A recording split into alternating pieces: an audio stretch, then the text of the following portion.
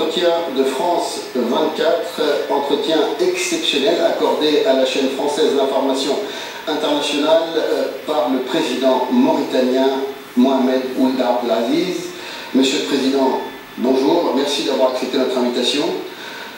Vous êtes depuis plus d'un mois en France pour être soigné, une période de convalescence. Vous avez été atteint accidentellement par une balle. Est-ce que les circonstances de ce drame sont aujourd'hui claires ou est-ce qu'il y a une enquête en cours? Les circonstances sont claires, elles ont été éclaircies la même soirée. Et pour preuve, d'ailleurs, l'auteur de cet accident a été libéré la même soirée. Parce que l'enquête a été faite, il s'est avéré que c'est une erreur de la part d'un officier qui a agi malheureusement, qui a pris l'initiative d'agir, de contrôler un axe qui n'a jamais été contrôlé, et c'est lequel il n'existe aucun point de contrôle. Et c'est tout, donc les circonstances sont très claires. Il n'y a pas d'en dessous. Ce que vous avez dit sur la main visible d'un État étranger. Non, c'est de la pure imagination. On a parlé de terroristes, on a parlé de n'importe quoi. Il n'existe pas de terroristes dans cette zone. Il s'agit d'un officier mauritanien qui est responsable d'un petit camp d'entraînement dans la zone et qui a pris l'initiative sur lui-même de faire un point de contrôle, croyant bien faire, c'est tout. Donc, les circonstances sont claires, il n'y aura pas d'enquête. L'enquête a été faite à une soirée et l'intéressé a été libéré sur mes instructions après qu'il s'est avéré que c'était un officier qui voulait bien, qui croyait bien faire à agir de la sorte. Bon, comment aujourd'hui après? C'est vrai que ça a été. Les choses ont été amplifiées, on a parlé d'humains étrangers, on a parlé du terrorisme. Et vous savez, chacun il est allé suivant ses désirs, suivant ses rêves même parfois. Et c'est tout. Mais c'est ce qui a été dit officiellement, c'est ce qui est vrai. C'est tout. Comment vous portez-vous aujourd'hui? Vous avez été soigné et vous avez passé une période de convalescence en France. Comment... je me porte relativement bien. Bon, c'est vrai que je ne suis pas comme avant l'incident, mais je commence à me récupérer petit à petit en santé, je me sens beaucoup mieux. Et les choses partent dans le bon sens. Pendant cette période de convalescence, vous avez été, semble-t-il, très peu en contact avec votre peuple. Il y a eu un certain nombre de contestations en Mauritanie, des manifestations se demandant pourquoi vous ne communiquiez pas. Est-ce que c'est une volonté délibérée de votre part, alors que nous savons que vous avez reçu aussi bien des responsables français, notamment le ministre de l'Intérieur, que des présidents étrangers? Pourquoi ce choix? Mais je crois que nous avons très bien communiqué. D'abord, ces incidents, nous avons bien communiqué. Et par la suite, nous avons de tout temps continué à communiquer sur tout ce qui s'est passé. J'ai fait ma première opération en Mauritanie et j'ai été évacué en France. Et à un moment, j'ai perdu ma lucidité.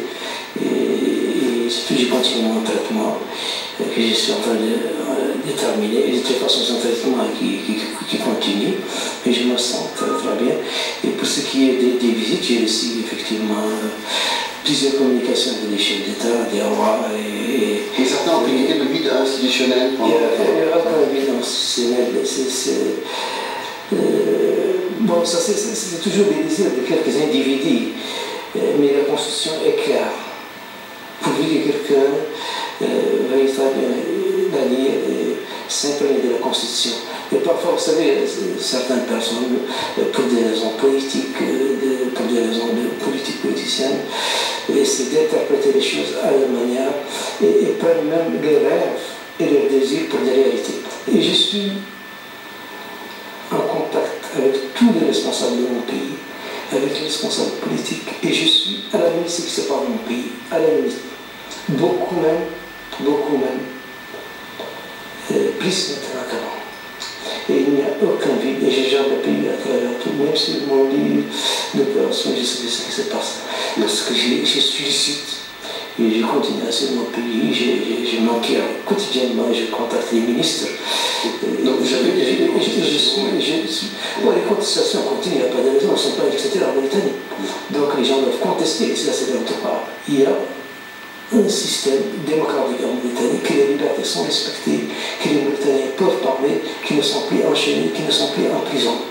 Et c'est ça, je crois que c'est ce qui se passe en Mauritanie. Alors, et ça ne m'inquiète nullement pas du tout. Alors, vous allez rentrer le 24 novembre en Mauritanie, retrouver votre peuple. Aujourd'hui, vous sortez d'un entretien privé avec le président français François Hollande. Vous avez évidemment abordé le dossier épineux du Nord Mali. Comment la Mauritanie va-t-elle participer à cette intervention qui se prépare dans ce pays? Très bien. C'est vrai, j'ai eu un entretien avec le président français François Hollande ce matin. L'entretien a tourné autour de plusieurs points, donc essentiellement d'abord les relations entre les deux pays, les voies et moyens de les renforcer, de les développer et de les diversifier. Ensuite, effectivement, on ne peut pas actuellement s'entretenir avec un chef d'État, surtout qui s'intéresse un peu à ce qui se passe au niveau du Sahel, sans parler de la situation au Mali. Vous savez, la situation au Mali, c'est une situation complexe qui non pas seulement touche le Mali en tant qu'État, en tant que peuple, c'est sa sécurité, c'est surtout les Français et tout le nord du Mali, et puis en otage. C'est vrai qu'il y a que les Européens qui sont pris en otage, malheureusement, depuis quelques... Alors, il y a des composantes communes dans la population mauritanienne et la population malienne. Il y a une frontière entre le Mali et la Mauritanie, une frontière entre le Mali et l'Algérie, donc la Mauritanie va de toute façon avoir un rôle premier. Laissez-moi terminer quand même un peu mon idée, d'accord. Donc vous savez, cette situation risque un peu de s'étaler sur toute la région, de toucher toutes les régions du Sahel, même les États qui sont épargnés maintenant, mais aussi du Sahara, et même au-delà, parce que au-delà même de l'or, parce que vous savez, ce qu'on appelle le terrorisme ne connaît pas les frontières. Donc, c'est une situation que nous devons bien gérer et qui demande l'apport de tous, d'un chacun. C'est vrai que actuellement, ce sont les États de la CEDEAO qui sont engagés. Nous, la Mauritanie, l'Algérie, et nous sommes en dehors de la CEDEAO, nous sommes très intéressés par ce qui se passe. Et je crois qu'il est très important que nous continuions à nous intéresser. Parce que alors, vous intéressez, c'est une chose, mais est-ce que vous allez participer? Bon, nous allons... Et à quel niveau se situe la concertation avec la France? On ne peut pas avoir un rôle à jouer qui puisse un peu aller dans le sens de la stabilité et de la recherche de la paix dans cette région. En tant que pays frontalier? En tant que pays frontalier et en tant que pays intéressé par ce qui se passe au nord du Mali. Parce qu'à partir du Mali, la Mauritanie a été à plusieurs reprises attaquée par ces bandes de terroristes armés. Et c'est vrai que nous avons d'autres intérêts au nord du Mali parce que nous avons de part et d'autre de nos frontières, de même tribus par exemple, qui continuent à nomadiser dans la région. Et donc on ne peut pas ne pas être intéressé par ce qui se passe. Donc notre rôle serait, certains même disent que notre rôle est déterminant, mais aussi il doit être, nous pensons que qu'il faudrait épuiser tous les recours possibles avant de s'engager dans une guerre. Donc on préférer la solution diplomatique. Dont on ne connaîtra pas l'issue. Donc il faudrait d'abord qu'il y ait des négociations, des dialogues, pour éviter de s'engager dans une guerre dont l'objectif est de libérer le nord du Mali, mais qui ne va pas éradiquer les phénomènes humains et qui risque à long terme de fédérer un peu toutes les forces du mal se trouvant dans cette région, et même au-delà, parce que les populations aussi elles sont attaquées par une aviation et par des forces armées qui pourraient ignorer un peu ce qui se passe, pourraient un peu arriver à un effet pervers. Au lieu de libérer, il risque de fédérer un peu toutes ces forces du mal. Donc avant l'option militaire, vous préconisez une option plus diplomatique? Une option plus diplomatique et une approche beaucoup plus, une approche qui puisse un peu du dialogue d'abord. Et essayer de séparer un peu la vraie guerre de l'ivraie. Vous savez, il y a le terrorisme.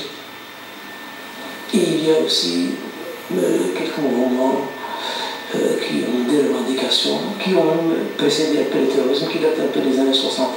Donc il faudrait quand même essayer de prendre langue avec ces gens-là, de les raisonner et de réaliser, et même d'ailleurs beaucoup en baisse de revendications, parce que créer un État au nord du Mali indépendant me paraît être une idée très farfelue, une idée qui ne mènera nulle part.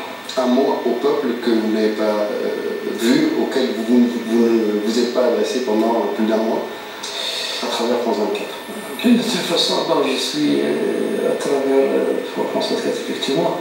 Vous savez, je vais rentrer le 24 si Dieu le veut.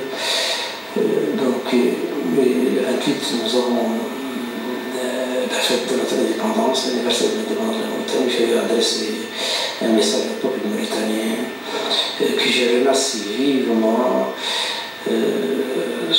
pour son soutien. Bon, s'il y a effectivement, comme vous avez dit, et que nous le connaissons bien, qu'il y a des manifestations, effectivement, il y a des gens qui ont manifesté, mais c'est vraiment très limité.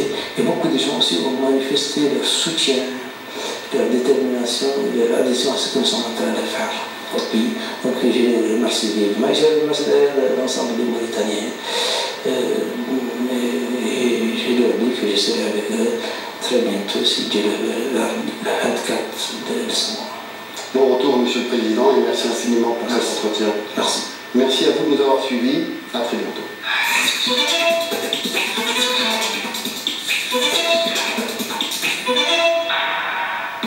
France 24 est désormais disponible.